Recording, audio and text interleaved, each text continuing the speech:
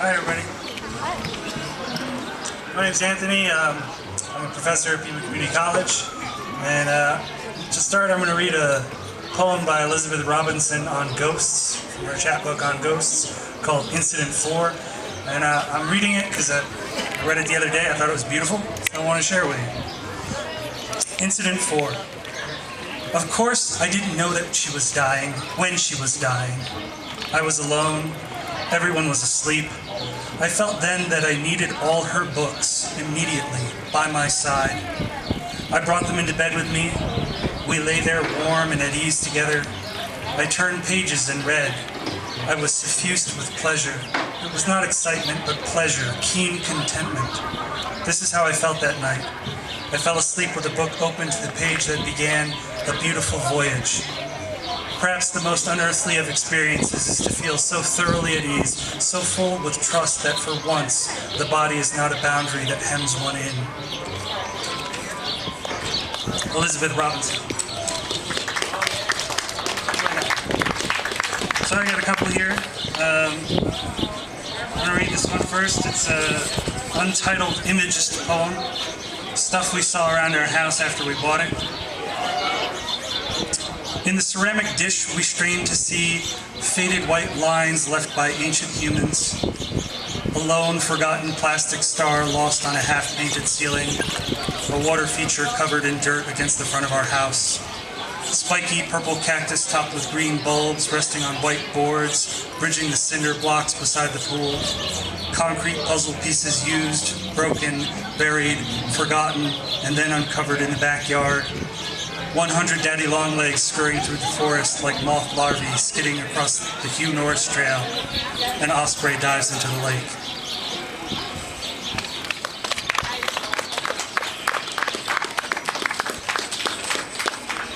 All right, and I'm going to read one more. It's called Problems. Problems. I met beautiful people this morning who said, use your heart, write your heart, and your poem becomes a recording of your presence in the world. We have an audio problem. We need to start from the top. Unexpectedly, the white pickup in front of me swerves to the left to run over a rattlesnake out for a morning sunbath on the hot desert road. The snake wiggles in the air. One last spastic dance, then bleeds out on the asphalt. The driver nods. Don't thank me. Pay it forward. All right. Next is Celeste. I don't think she's here. Go to the next one. Celeste is not here. AZ. AZ Martinez. This is a newer one. To understand this poem, you need to know that Shirley is my mother's biological mother, and that Mary is Shirley's sister. It's called Shirley, I Never Knew You. Shirley, I never knew you.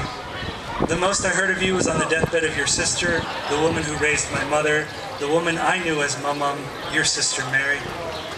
The most I heard of you was on the deathbed of your sister when your brother, my godfather, the man whose name I carry, came by and recalled the things you'd done to him when he was young. He said you were vicious, and he was never sad that you left. When he said, she's probably already dead, the whole room looked at me in apology as if I could be offended. Surely I'd never met you. That was your doing. The woman who raised my mother was dying from cancer and an antimicrobial-resistant infection. A sign hung on the wall opposite her bed, warning the staff to wear gloves when they touched her. The infection was toxic and transferable. Live long enough and they give you a warning label, she quipped. The woman I knew as Mum, your sister Mary, said she wanted a cigarette. She gave up smoking 7 years ago when her daughter V was pregnant with the twins.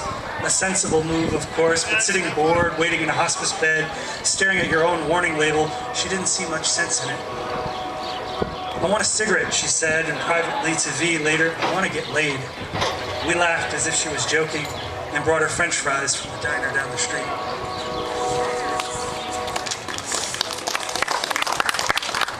So the last poem I'm going to read today is one that I put together in a poetry class last semester out of just the things the students said on the first day.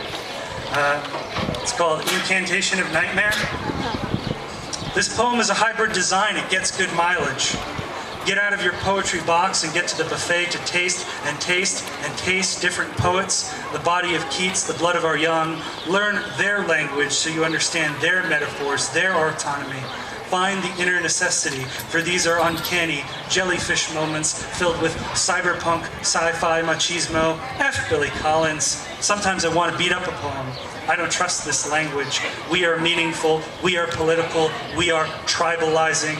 When I see my online students at campus, I always stop them to say, I am a real person.